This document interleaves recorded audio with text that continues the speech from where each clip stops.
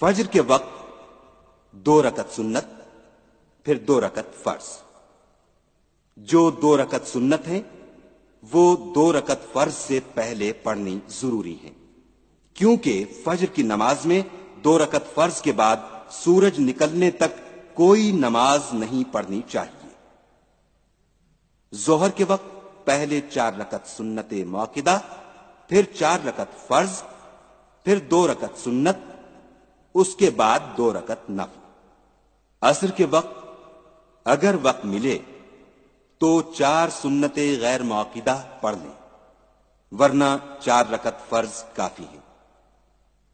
مغرب کے وقت 3 رکعت فرض، پھر 2 رکعت سنت موقدہ، پھر 2 رکعت نفل۔ اگر وقت ہو تو ان 2 نفلوں کے بجائے آپ 6 نوافل پڑھ سکتے ہیں۔ عشاء کے وقت بہتر یہ ہے کہ پہلے 4 رکعت سنت غیر موقدہ پڑھ لیں، پھر 4 رکعت فرض، پھر 2 سنتیں، پھر 2 نفلیں، پھر 3 وتر، پھر 2 رکعت نفل آخر میں پڑھنی چاہیے۔